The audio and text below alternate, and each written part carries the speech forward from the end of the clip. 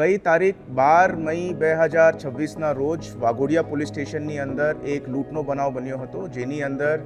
એક જ્વેલર્સ જ્યારે પોતાની દુકાન બંધ કરીને પોતાના ઘરે જતા હતા તો રસ્તાની અંદર એમના ઉપર અસોલ્ટ કરવામાં આવે છે અને એમનું દિવસની અંતે જો પણ જ્વેલરીનો બેગ હોય છે તે લૂંટી લઈ જવાની હકીકત સામે આવી હતી. તેને FIR લોન્ચ થયા પછી તાત્કાલિક પોલીસ દ્વારા એ વિસ્તારના CCTV કેમેરા ચેક કરવાનું કાર્યવાહી હાથ ધરવામાં આવી હતી અને એ CCTV કેમેરાને ચેક કરતાં પોલીસે જો છે આરોપીઓની મૂવમેન્ટને ટ્રેસ કરવામાં આવ્યું હતું. 450થી વધારે CCTV પોલીસ દ્વારા ચેક કરવામાં આવ્યા છે અને ઠેક વાઘોડિયાથી જાંબુઆ જિલ્લા MP સુધી આ 200 કિલોમીટરથી વધારે રૂટની ઉપર 450થી વધારે CCTV કેમેરા ચેક કરીને આ આખું આરોપીઓનું જો રૂટ છે તેનું પર્દાફાશ કરવામાં આવ્યું છે. આ જો ગેંગ છે તે જાંબુઆ જિલ્લાની વાસુનિયા ગેંગ તરીકે ઓળખાય છે અને એની અંદર ગેંગના 2 મુખ્ય આરોપી પોલીસ દ્વારા અરેસ્ટ કરવામાં આવ્યા છે, જેની અંદર રમેશ વિજયાભાઈ પરમાર રહેવાસી જાંબુઆ અને રમેશ ઉર્ફે રંગી તાહિદ રહેવાસી જાંબુઆ. આ 2 આરોપીઓની ધરપકડ કરવામાં આવી છે. આ બંને આરોપીઓ ઉપર પહેલાં 3 અને 5 જેટલા FIRની અંદર ગુનાઓ રજીસ્ટર્ડ છે. એ સિવાય બીજા 4 આરોપીઓને વોન્ટેડ જાહેર કરવામાં આવ્યું છે, જેની અંદર ધુલેશ ઉર્ફે દિલીપ વાસુનિયા છે, જુવાનસિંહ સકારિયા વાસુનિયા, જેલુ કેગર વાસુનિયા અને રમેશ સરકારિયા વાસુનિયા.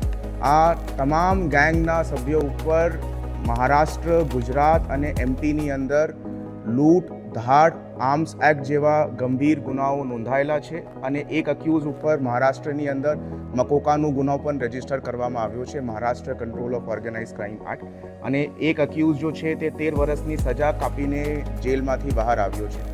આ ગુનો આ જગ્યા પર કરવાનું કારણ એ છે કે CCTV ચેક કરતાં પોલીસે આ હકીકત મળી કે ઘટનાના એક દિવસ પહેલાં આ લોકો ગોરજ કેન્સર હોસ્પિટલની અંદર રાત્રે રોકાણ કર્યું હતું અને આ લોકોની જો ચાલઢાલ હતી એનાથી એ લાગતું હતું કે they are very comfortable with the location, કે આ હોસ્પિટલની અંદર કઈ જગ્યા સૂવાનું છે, કઈ જગ્યા રૂકવાનું છે, કઈ જગ્યા જમવાનું છે. પૂછપરછ દરમિયાન એ હકીકત સામે આવી છે કે ભાઈ ધુલેશ ઉર્ફે દિલીપ વાસુનિયા જો છે એમની વાઈફનું ઇલાજ આ હોસ્પિટલની અંદર ચાલતું હતું અને એ ઇલાજ દરમિયાન એ ખરીદી કરવા માટે ઘણી વખત વાઘોડિયા ટાઉનની અંદર આવતો હતો અને આ ગેંગની જૂની એમો છે કે ભાઈ જ્વેલરીના શોરૂમ ઉપર કે જ્વેલરીના દુકાન ઉપર કે માણસ ઉપર એવી રીતે અસોલ્ટ કરવાનું અને સોના દાગીના જો છે લૂંટીને ભાગી જવાનું. તો આ લોકોએ આ વાઘોડિયાની અંદર આ પ્લાન બનાવવામાં આવ્યું. આ જો છે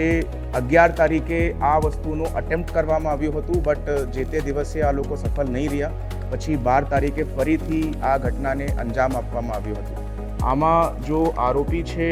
ધુલેશ ઉર્ફે દિલીપ વાસુનિયા, 11 તારીખે એ સળિયા લઈને જો છે CCTVની અંદર કેપ્ચર થયા છે અને સળિયાથી કદાચ માણસની મૃત્યુ થઈ જાય અને ઓલરેડી એ લોકોમાંથી એક કિસ્મત 13 વર્ષની સજા કાપીને આવ્યો હતો, તો બીજા દિવસે આ લોકોએ પાઇપથી આ અસોલ્ટ કરવામાં આવ્યું હતું અને આ અત્યારે પોલીસ દ્વારા, વડોદરા રૂરલ પોલીસ દ્વારા અને MP પોલીસ દ્વારા એક જોઈન્ટ ઓપરેશન કરીને મધ્યપ્રદેશની અંદર જાંબુઆ જિલ્લામાંથી આ 2 આરોપીઓની ધરપકડ હાલ કરવામાં આવી છે. પોલીસ દ્વારા પ્રોડક્શન કરતાં 5 દિવસની પોલીસે એની અંદર રિમાન્ડ મળી છે અને આગળની કાર્યવાહી હાથ ધરવામાં આવશે. આ લોકોની જો રેકી છે તે 5 તારીખે કરવામાં આવી હતી, એ પણ CCTVની અંદર કેપ્ચર છે. એક વખત અટેમ્પ્ટ કરવા માટે આ લોકોએ 11 તારીખે કોશિશ કરી હતી, પણ જો વિક્ટિમ છે તે એક 4 રસ્તા ઉપર ઊભો થઈ ગયો હતો જ્યાં એમના 4-5 મિત્રો ઊભા હતા, જેના કારણે આ લોકોએ 11 તારીખે અસોલ્ટ ના આ લોકોએ તમામ જ્વેલરી શોપ ઓનર્સની ત્યાં રેકી કરી હતી. મોટાભાગના જ્વેલરી શોપ ઓનર્સ જો છે તે ભીડ ભડકાવાળા એરિયામાંથી પોતાના ઘરે જતા હતા. ખાલી આ જ એક ભોગ બનનાર છે જે સુનસાન રસ્તાથી પોતાના ઘરે જતો હતો, એના માટે આનું ચેન કર્યું.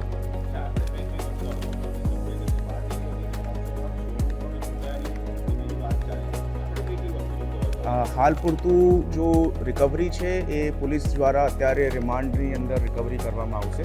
અને આરોપીઓ પાસે જો એક મોટરસાઇકલ હતી જો ગુનાની અંદર ઇસ્તેમાલ કરવામાં આવી છે તે રિકવર કરવામાં આવ્યું છે. આ લોકોની મોટરસાઇકલ ઉપર ફેક નંબર પ્લેટ જો છે પોલીસે મળી છે, જેના હિસાબથી ફોર્જરીના ગુનાઓ ઉમેરવામાં આવશે અને આ જો લૂંટ છે કેમ કે 6 આરોપીઓ છે તો એ પણ ધાડમાં ઉમેરવામાં આવશે.